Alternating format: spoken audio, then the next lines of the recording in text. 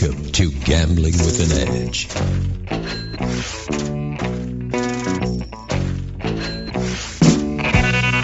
now, here are Bob and Richard. Good afternoon. Welcome to Gambling with an Edge. I'm Bob Dancer. And I'm Richard Munchkin. Our guest today is Zach Resnick, a poker player, coach, and host of the Just Hands Poker podcast. Our show today is primarily about Bitcoins and other cryptocurrencies. Zach Resnick, welcome to Gambling with an Edge. Thanks, Bob. It's a real honor to be on. Big fan of the show. Very good. I want to first share a bit of recent gambling news. Megabucks, a particularly ill-advised gamble, recently was hit at the Fiesta Henderson for some $10 million. The lucky winner, who gave his name as Roger, says he's going to spend the money on alcohol, women, and gambling. Whatever is left over, he's going to waste. The answer is paraphrasing an old W.C. Fields quotation, and my guess it was possibly used as a way to say, it's none of your damn business. If he was being serious, well, he's earned the right to blow his wealth on any way he wants. Presumably no listener of this show is stupid enough to bet on Megabucks, but if you are, good luck to you. You're going to need it. Yeah, in the old days when the Binions still had the horseshoe and they would take bets of any size, I would have told them that when they asked me what I was going to do with it, I would have told them that I was going to take it down to the horseshoe and try to turn it into some real money. Good. Then you would have done nothing of the kind. But okay, so Richard, we're going to start off with you. You've been wanting to have a show about Bitcoin for a long time. Please tell us why you think this is a suitable subject for our podcast. Yeah, I have for a number of reasons. One of them is I'm really interested in trying to learn more about Bitcoin, and the other is that I hear people saying things about Bitcoin that I think is just not true and dangerous. Now, the reason that I've wanted to learn more about Bitcoin is because there have been a lot of tremendous opportunities over the last 15 years, 20 years maybe, in online gambling. And a lot of that changed in 2006 with the Unlawful Internet Gaming Enforcement Act being passed.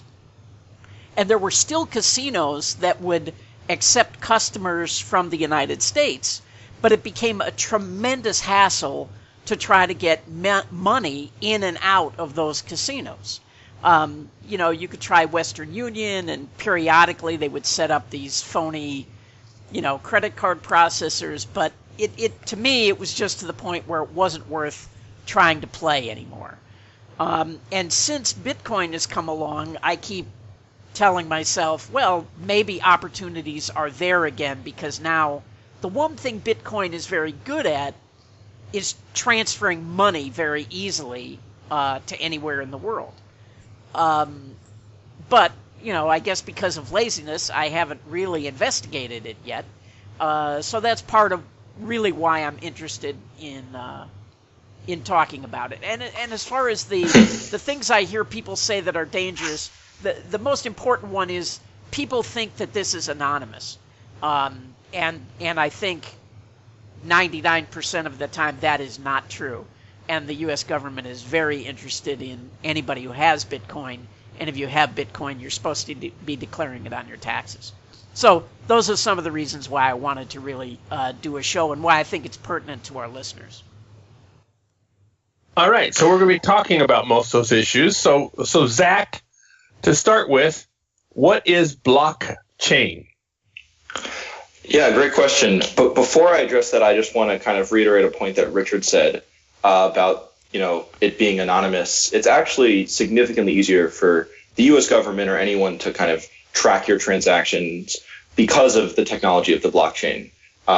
So what a blockchain is, it's a digital ledger where actions or transactions on a given network, like Bitcoin, are publicly recorded. So Bitcoin was the original product of the creation of the blockchain technology. So while Bitcoin itself is kind of amazing and arguably revolutionary.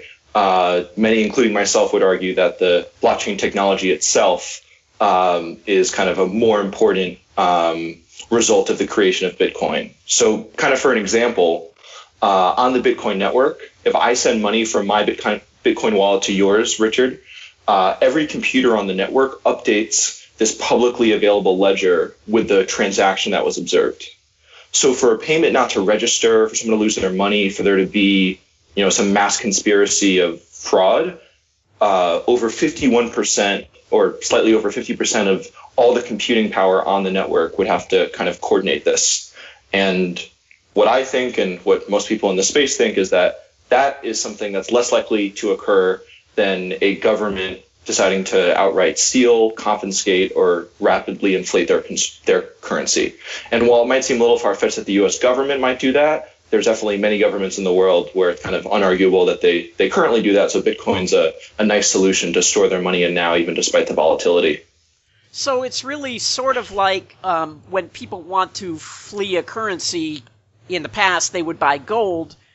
This is another option, right?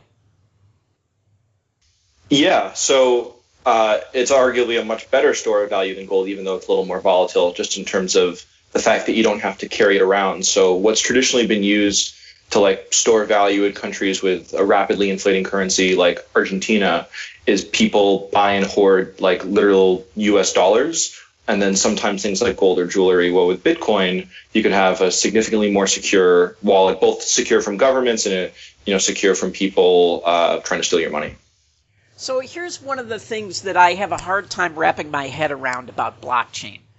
So basically, blockchain is just this ledger in the cloud that's stored on thousands of computers that's just a record of all the transactions. And that's not really that much different than, in the old days when you bought stock, you would get a stock certificate. But nowadays, you don't anymore. It's just written in ledgers somewhere, at your a brokerage account. But the difference is, if I lose my confirmation or my password to my account or something like that, or if I die, my kids can go to my brokerage and say, hey, he has this account, right? And get access back into it. Whereas with Bitcoin, if I lose my wallet, it's just gone, right? Yeah, that's definitely true. But I would say there's one big exception you're kind of missing about the, storing money with a bank or with a stock exchange, which is that they could confiscate your money. That entity could be shut down. It hasn't happened in my lifetime and seems very unlikely to happen, but it's still possible. So but there's kind of a way to get the benefits of a centralized entity, like a exchange/wallet, as well as kind of the benefits of cryptocurrency. So you can store your various cryptocurrencies on a wallet exchange like Coinbase, which is the most popular in the US, and there's other ones like Bittrex and Gemini. And then they kind of own your tokens, but you're basically kind of trusting them to keep onto it for you. So if you only have a few hundred or a few $1,000s worth of assets, it's probably not worth it to go through the trouble of getting a cold wallet or a hardware wallet.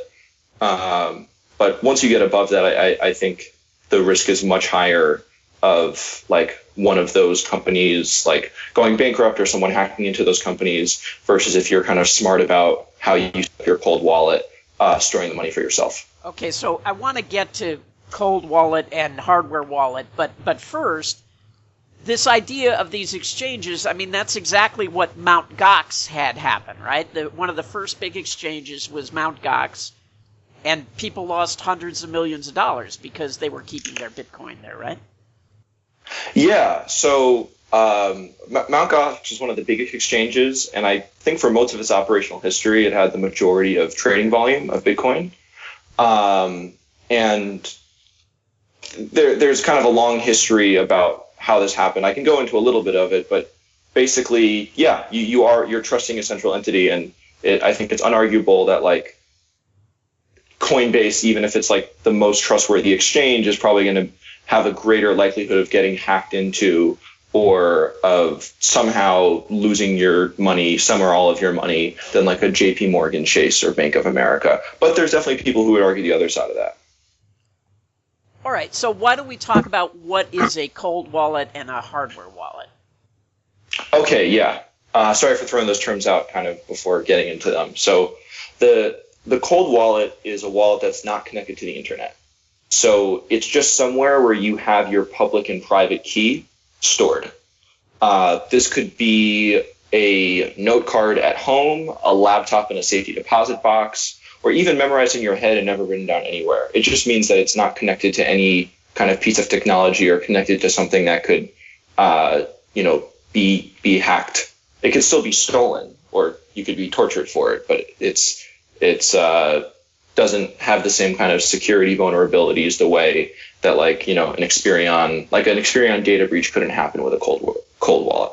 Okay, so a cold wallet is something that isn't connected to the internet, but let's say that I buy some Bitcoin, and I basically have to use either my computer or my phone over the internet to do that. How do I get it from my phone off of my phone to the cold wallet?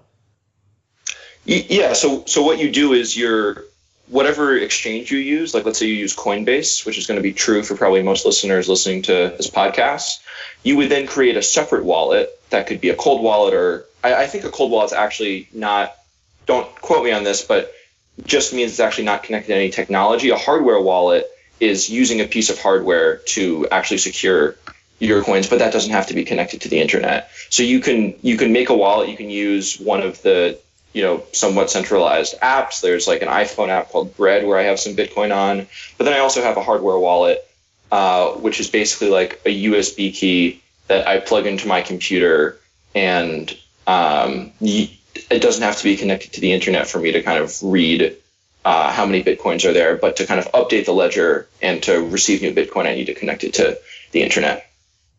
Okay, but if you're going to do that, I mean, there's always the possibility that USB key could fail, right? So let's say you just want to download your Bitcoin and write it on a piece of paper.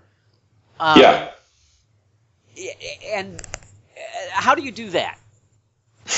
Well, first off, I've never done that, and I would not recommend someone do that. But if one were to do it, I guess they would copy down the public and private key, and then put it in a very secure place, like not just lying around at home, lying around at the office, like maybe in some type of secure home safe. Or safety deposit box is one of the more common ones. Okay, so and the reason I bring that up is because if one were going to try to make an actual anonymous Bitcoin purchase, you basically would have to meet someone physically face to face and hand them cash, and then not have him transfer it to a phone, but somehow transfer it to you into cold storage. Well, you don't necessarily need to use cold storage. So let's talk about the iPhone app that I have, which is it's a wallet called bread.io for iOS, like iPhone and iPad. And there's never been a single amount of Bitcoin stolen to date. And it's a Bitcoin wallet address. So what happens when I buy Bitcoin on Coinbase, and if I often actually these days have been using that Bitcoin to buy other cryptocurrencies. So then I'll send it to a different exchange. But let's say I'm just buying Bitcoin just to hold. Then I'll put that Bitcoin, I'll send that from my Coinbase account to my Bread wallet. And yeah, on my Bread wallet, there's kind of, if I was getting audited, for example, the government could connect that. I connected my Charles Schwab bank account to my Coinbase account, and then they'll see from my Bread account that money was received from this wallet address, and they could connect the addresses. So Bread, there's nothing in Bread that reveals kind of who I am. So yeah, to make it anonymous, I can just use my Bread account, use cold storage, use a hardware wallet, and meet up with you and just give you some cash for some Bitcoin, or Venmo you money and obscure why you're giving it to me. But there's other ways too. You can use Bitcoin ATMs. So they have a pretty high fee, usually between like 5 and 10%, depending on the transaction. But if you really wanted to like launder some money, it seems like that would be a pretty good way to do it compared to the traditional avenues. I tried an ATM here in Las Vegas at the D, and it requires a scan of your driver's license. so that that doesn't work. Yeah. I also want to bring up, you've mentioned Coinbase a number of times. Now, Coinbase has been closing the accounts of people in the United States because they believe that the people are transferring money to and from online casinos. So is that not a problem in other countries? Are you able to do that? Well, it would be a problem if I did that, but any money I put on like an online casino or online like poker room, I'll send to my Bread wallet first. So it's not an issue.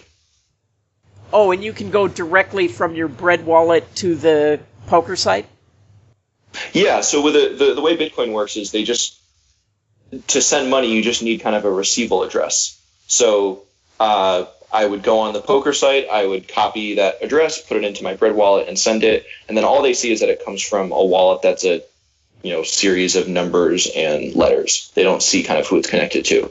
So the more regulated like exchanges that aren't wallets, because they have to have these relationships with governments to allow them to kind of convert USD or other currencies into Bitcoin or other cryptocurrencies or crypto assets, but a personal wallet doesn't have that at all. So if you were breaking the law and the government wanted to crack down on you, yes, they could ultimately track this down if the way your money works is kind of USD, Coinbase to Bread. But if you're not breaking any laws and just don't want to have Coinbase stop shut your account or make your transactions hard, then this would be a perfectly suitable way to do it, and I've done that several times. So why do you need Coinbase at all if you could just go from your Bread to the poker site and back from the poker site to your Bread? Well, actually, Bread recently added a feature where you can buy Bitcoin using USD, but typically it's only like an exchange where you can buy dollars. So you wouldn't need Coinbase if you had this kind of endless supply of Bitcoin, but to turn your dollars into Bitcoin, you need an exchange where you can convert your USD to Bitcoin. I see. Okay. Yeah. But your Bread account is linked to your phone. Doesn't the government have access to whose phone that is? Yeah, I'm not recommending using the Bread app if you're trying to do an anonymous transaction or if you're trying to somehow like avoid taxes or send money to a casino when you're sure it's against the law. Because if you were audited and the government looked into it, they could figure that out. But Bread doesn't have any, like they're not stopping transactions to known gambling wallet addresses or anything. Right, but Bread is connected to the internet because it's on your phone. Yes, it is. Yeah, and then let me just talk a little bit about kind of this in terms of like hardware wallet, cold wallet. Like whether you should have your money in a cold wallet or hardware wallet and exchange is kind of a combination of a few things. It's like how much do you trust yourself to keep the information in a safe place versus the likelihood of a big exchange like Coinbase losing your assets. I definitely have some friends that it would be much safer on the exchange than them trying to keep track of it. So what I recommend is, like, for most people listening to this, if you have just a few thousand invested in Bitcoin or another crypto asset, and you're not, a software developer or computer technologically inclined, is it worth it for you to take all the time it might take you to be proficient enough to have a similar or better EV of putting that money in a cold wallet or hardware wallet than in an exchange? And the answer is likely no. So the answer is very individual, just like with bankroll management. It's just important you're thinking about the right questions and what the main factor should be when making a decision like this. You mentioned earlier that Bitcoin is a bit more volatile than other stores of value. We're taping this show on Tuesday, September 19th, and today Bitcoin is right about $4,000 a piece. Nice. Week 10 days ago, it was at $5,000. 2 months ago, it was at $2,000.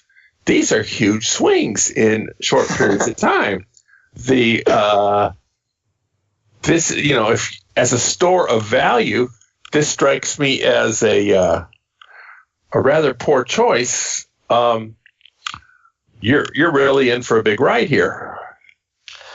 Yeah, but it's also it's a function of what you're relating it to. So if you're like me and you invested in a lot of other cryptocurrencies, Bitcoin's relatively stable. but seriously though, in terms of the point of value point, you're completely right, Bob. Like, it's going to take many, many years for any cryptocurrency, likely Bitcoin being the first, to reach a point where it's a similar volatility of even one of the more volatile traditional currencies. So yeah, as a pure store of value, it has not reached that point yet. But if you kind of believe in the underlying technology and that there's a high chance or a chance that it will be adopted in a more widespread way, you can kind of make it a store of value and an investment. And that's what you see a lot of people kind of in the early days of Bitcoin did in countries like Argentina. So are there casinos? I don't know how many, I know you play a lot of online poker, but I don't know if you also, play online casinos. But because it's Bitcoin, can you now open accounts anonymously? Yeah. So I think actually a few months ago I came across a great post about this, and I could find the link you could put in the show notes of all the major cryptocurrency-only casinos out there. Because in addition to the cryptocurrency-only ones, there's traditional ones that take cryptocurrency, but if you wanted like a fully anonymized or close to anonymized online gaming experience, there's ones that will only take Bitcoin or only take Ethereum, or some only take even some more alternative cryptocurrencies. My experience has been pretty limited. I've deposited twice to Bovada, and I looked into depositing to some of the other offshore sites for like putting more money on the Mayweather fight, but ended up being kind of busy 2 days before and not pulling the trigger, and definitely regretting that now. Yeah, it's after the fight's over, it's real easy to take out all the volatility whatsoever. Yeah. Now on this, volatility. So, Bob, I just want to follow up. Go ahead. So you were able to set up an account like at Bovada, and they didn't ask your name, your address, all that stuff? Oh, no. Passport? Bovada is not like an anonymous Bitcoin gambling site, but it's a site that accepts Bitcoin and does withdrawals through Bitcoin. So I had my account set up when I was living in Ohio, which is a state where you can legally use Bovada. And they've never asked for any ID, I think. I think they've checked a few things with public records early on, but I pretty easily just pulled up my Bovada account and deposited some Bitcoin on there. Maybe we could end the kind of personal example of using this soon in case I violated any laws unwittingly. Are there futures market for Bitcoins where you can do puts and calls and anything that other volatile things typically have? Oh, that's a good question. I'm not sure. I know there's like more kind of sophisticated exchanges where you can do that stuff, but for me, I've only been interested in doing long-term like value-based investing. But I could definitely try to find that out. Yeah, I believe there are. Private. Cool. I believe there's one called Glidera, but I think, or Gemini. But yes, wouldn't surprise me if Gemini supports it. There definitely are. Are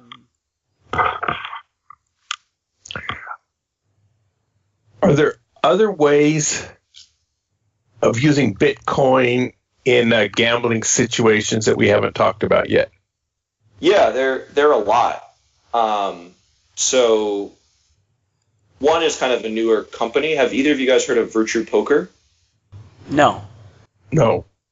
So Virtue Poker is a new company out there with a like advisory board with a lot of people both in the experience in the poker world as well as in the blockchain and cryptocurrency space, and recently kind of got some press, and I heard about it because Brian Rash was wearing the Virtue Poker kind of patch when playing on Poker After Dark, and him and Dan Coleman recently became advisors for it. But what they're doing is they're using blockchain technology as well as some other cryptographic technology to make it so they're going to run an online poker site with where they don't actually store your money.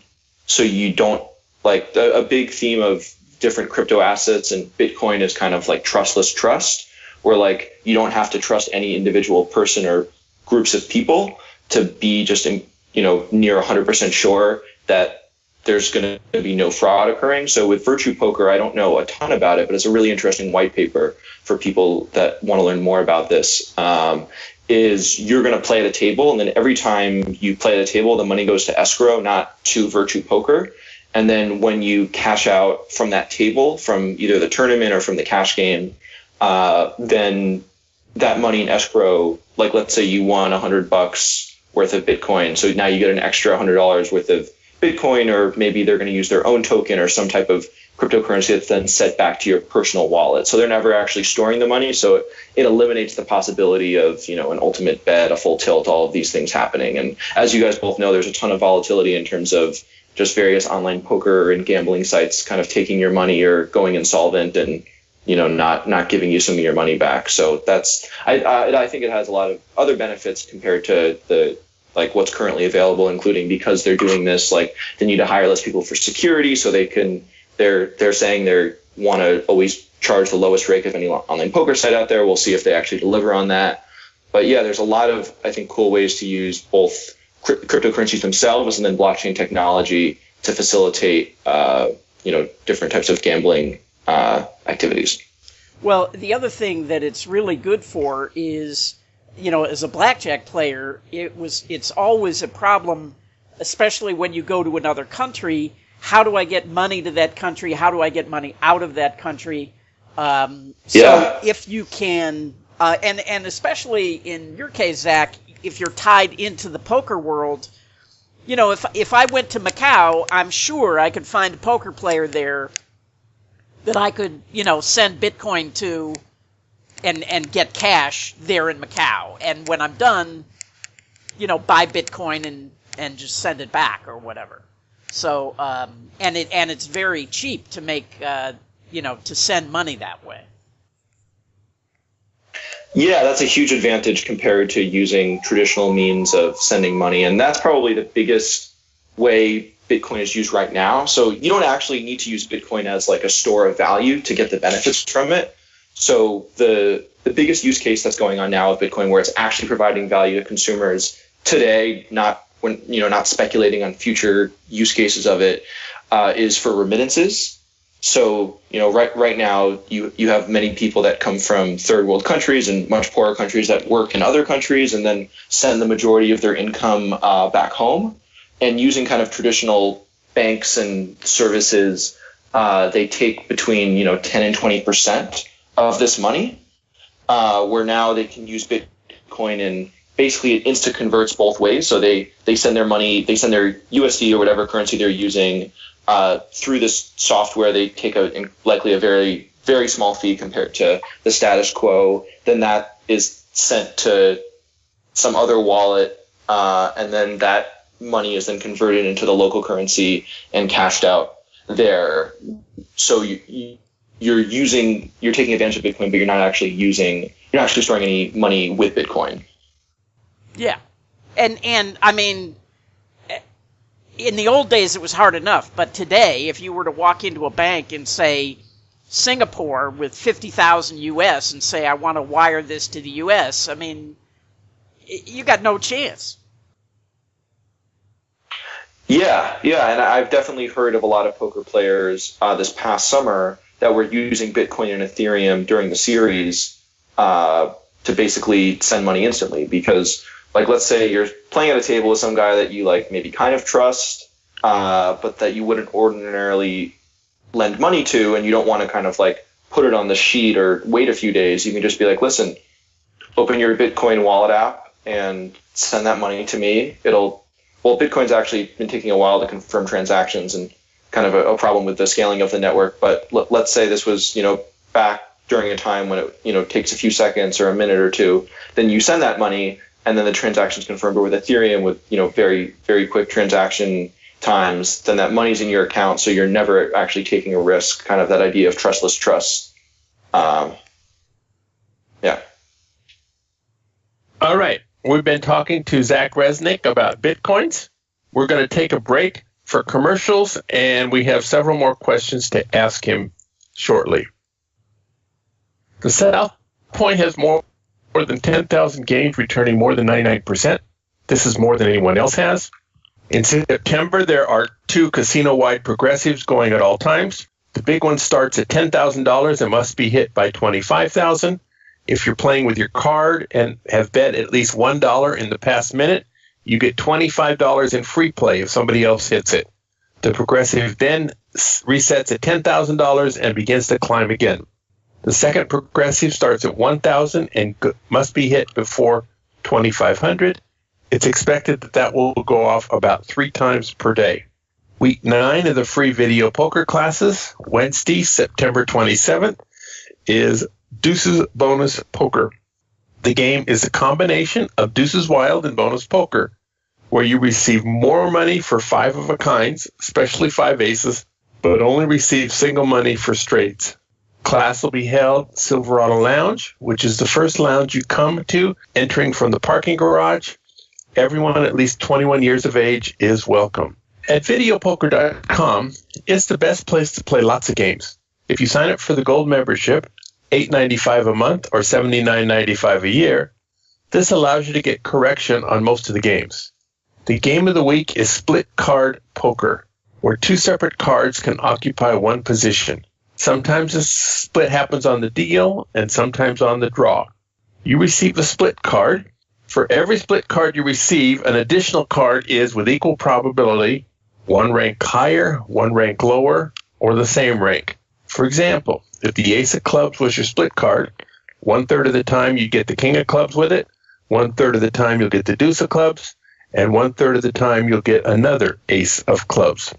5 of a kind is an extra pay schedule category that happens on this game. All right, we're back with Zach Resnick talking about Bitcoins. Now, Bitcoins is one of several cryptocurrencies. Insofar as gambling applications go, what other cryptocurrencies are relevant and how are they better or worse than Bitcoin? So there's kind of a few things that lend itself towards gambling, and I think one of the big ones is like being an anonymous currency. So I don't know the technical details of how they work, but I know that the 2 big players in this are Zcash and Moreno. Those are names of different currencies. I think they both have market caps in the kind of mid to high hundreds of millions. I can double check that right now. And what these do is actually provide anonymous transactions, unlike Bitcoin. So for people that are really interested for whatever reason in having your transactions be anonymous, or let's say, you wanted to set up a private game where, you're just using these currencies, that can have an advantage, because I'm sure there's many people that would like to gamble in a lot of different capacities, but have that money stay anonymous. So you taking advantage of Moreno and Zcash, I think would be a good idea for these type of people. And I would guess that likely, gambling and money laundering is like the primary ways these currencies are being used at the current moment, but I could be wrong. One of the problems, I think this is the future. I don't think there's any way that, we'll have cash in probably 10 years. But the problem right now seems to be you can't use Bitcoin to go to Starbucks, or you can't use it anywhere to pay for things. And is that going to change anytime soon? Yeah, for sure. I mean, it's just one of these things where I think if you research the benefits of using some of the different cryptocurrencies and what blockchain technology enables, I think it's inevitable that, at minimum one, if not many, will slowly rise in value and just become used a lot more than traditional or fiat currencies.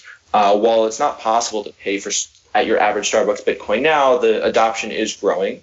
But yeah, you're definitely right in that, actually using it for paying for everyday things and using it as a store of value, that's still years away. Oh. And I hear they're also working on some kind of crypto contracts that all real estate transactions in the future are going to be stored on blockchain, and I don't know if you followed any of that. Yeah, so smart contracts are one of the things that is coming out of the cryptocurrency space, and that is the big reason why Ethereum's value shot up from $1 like a year ago to the, I don't know what it's trading at today, but the $250 to $400 it's at around now.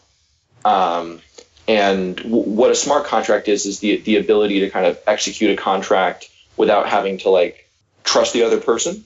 So you can program a contract into when you send someone money, so that money is only released, or that money is released from escrow. That money is only sent when certain things are fulfilled.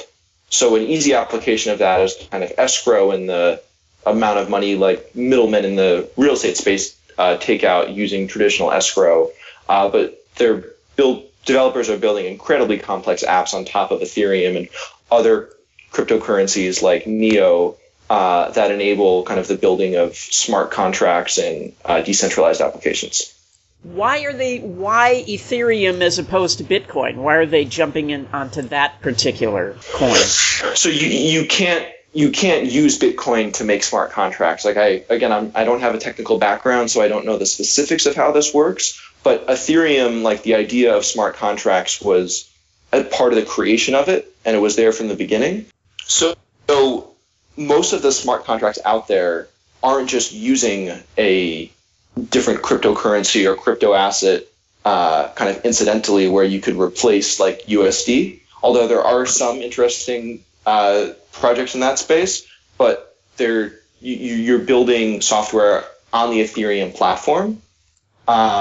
So what allows it for basically a transaction to be confirmed instantly, for you not to have to trust a private company, is that these applications are decentralized and built on top of the Ethereum network. So you could use a smart contract and trust a traditional private company and maybe save money compared to the status quo in fees, but you're still kind of trusting a private entity and their software versus a open source network like Ethereum.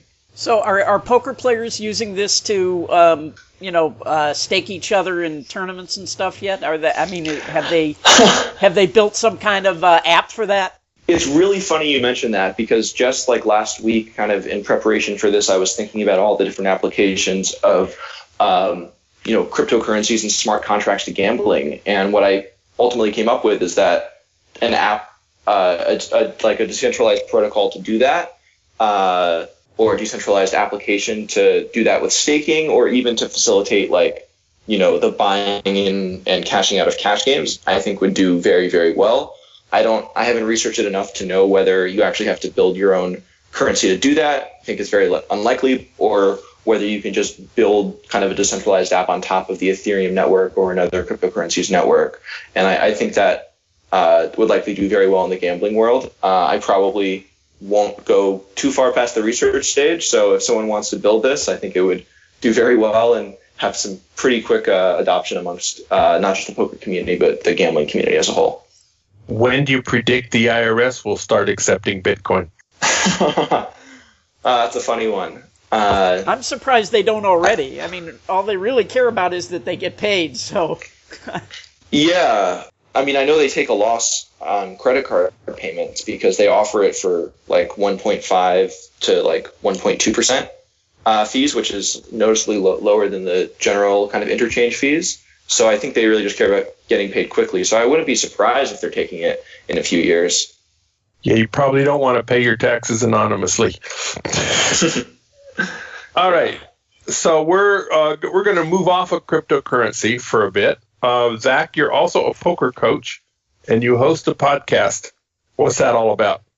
Yeah, so about 3 years ago, as I started kind of getting back into poker more seriously with my best friend and schoolmate and fellow poker player, Jack Lasky, we started talking about hands all the time with each other, studying poker away from the table, and then decided, let's make a podcast where, we talk about poker the way we're talking about it, just kind of one-on-one without any recording devices. And that started as just kind of a podcast. And now, a little under 2 years later, We've done 94 episodes as of today, every week, I think. I think we haven't missed a week.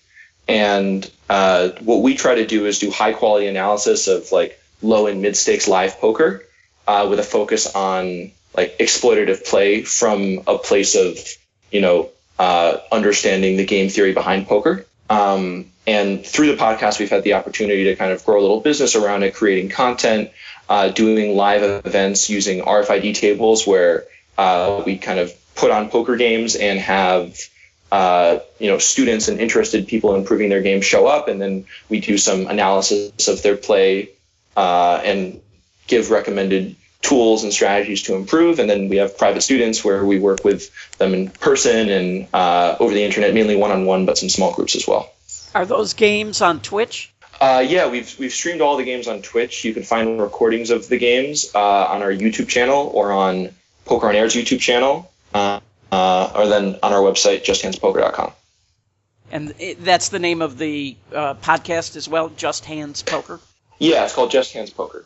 Yeah, and in a couple months, we're going to be doing a live event in the New York area. So for any listeners kind of on the East Coast, we'll be doing one of these events where you show up, you play poker in a private home using an RFID table. Jack and I and maybe a guest commentator will be commentating live, which will be streamed on Twitch. But then after the fact, doing kind of like a rigorous hand-by-hand or some of the hands analysis of your play and kind of give some strategies to improve. And if you're interested in that, you can find more info at justhandspoker.com/New York event. Is there some kind of delay between what's showing on Twitch and the actual play? I think almost every time we've done a delay, but we don't allow using phones at the table. Yeah, but, where there's a will, there's a way. Yeah, but, people are paying at least $500 to attend these events, and usually there's not enough money where it would be worth it to kind of like do that, I think. But, good point. And I think every event we've done except for the first one was without a delay. But for the type of people that show up to this, it's not something we've been seriously worried about. Yeah. By the way, I just want to also say for our listeners, and we will put a link in the show notes, there's an excellent interview with a guy named Nick Szabo, who's a computer scientist and pioneer in digital contracts and cryptocurrency. And he did an interview with Tim Ferriss. So, you can learn a lot about Bitcoin and Ethereum and just all of this stuff. So, as I say, I'll put a link to that interview in the show notes. Yeah, I can't recommend that interview more highly. That was one of the ones I listened to kind of earlier on in my learning about the crypto space and investing. Yeah, that was a good one. There's another podcast just dedicated to kind of crypto news and interviews called Unchained with Laura Shin from Forbes, who's their cryptocurrency chief editor. I highly recommend that as well. In preparing for this, you indicated that you do some things with credit cards similar to what Cartwright does? Yeah, I do. Did you want to tell us about that? Yeah, sure. I know from listening to previous interviews, it sounds like both of you are interested in this. Richard, I think you especially, with kind of the training you've done, if not just a little bit casually. I started, I think like most people, with just learning about the fact that if you get a credit card or like a travel credit card, often with an annual fee, you can get a large bonus. So I just personally started amassing travel credit cards for just personal travel. And now, since I started doing that about 2.5 years ago, I now have a large store of personal points and miles across different programs and banks. And I consult with various businesses and individuals that are trying to both accrue and spend miles in a smart way. And while I can't give all the details about it, I'm hopefully about to sign a deal with a company where I'm going to be brokering their miles, which I think is a pretty interesting industry of mileage brokering that will likely be obsolete in 8 to 10 years with cryptocurrency and blockchain technology completely changing the way financial transactions are done. What does that mean, brokering their miles? So many businesses spend millions, tens of millions of dollars on various expenses they need for their business. Some of these are expenses that can get 2 or 3x points or miles per transaction if they're in a different category. Let's say a company that is like a consulting company that has a big expense account for taking out clients and traveling. And traditionally, what these businesses do is they, either like most just hoard their miles and then spend it in a way that has a pretty low kind of cents per point value, where they're only getting maybe 0.81, 1.2 cents per point. But if you're redeeming different miles and points for international business or first class travel, you're often getting kind of at minimum like 3.5 cents per point. So what mileage brokers do is kind of they solve this issue of not being able to get the market rate for your points because it's against the terms of service of the banks and the credit card companies, and they'll basically buy the miles and points from these businesses and then sell them to other people or use them to book travel for other people. So practically how it would be done is, like, let's say this business generates a lot of American Express membership reward points. Well, then they would transfer those points to the frequent flyer account of whoever's name was in the card. And then that frequent flyer account would buy tickets for people that I find to pay me money to buy them a discounted business or first class ticket where they give me cash. And yeah, so it's just kind of classic brokering, this, being a middleman to kind of facilitate both parties winning. Yeah, it's against the terms of, it's kind of like, card counting. It's against the terms of service, but not illegal. So, but yeah, sorry, Zach, we don't want your action on this flight anymore. Oh, yeah. No, but that's really how it is. They'll do like kind of small reviews, and then if you're kind of really just pushing it, like using those same frequent flyer accounts to buy 5 tickets for 5 different people with last names a week, they'll shut you down. So there's kind of techniques where, if someone wants a ticket to a certain place, you can do that even if it's just one flight. There's probably, if they're like part of one of the major 3 alliances, you could actually use the miles of maybe 3 to 6 different programs. And then you could probably get away with buying tickets for a few different names for these programs for, months or years. So, yeah, no, it's kind of like, advantage gambling, where you're mitigating risk across different casinos. Yeah, it's exactly advantage gambling. That's very cool. But with a much lower ROI and a lot less variance. Yeah. So when this gets, but you're not doing this yet. No, I broker miles in a very small way for a few small businesses, but I'm kind of finishing up a contracting agreement with I'd say like a medium enterprise like business where they accrue a lot of credit card points. And then I'll be brokering, kind of a substantially greater amount of miles than I've done in the past, which kind of excites me. All right. Very good. Thank you very much, Zach Resnick. Thank you, Richard. Go out and hit lots of royal flushes, everybody. Good day.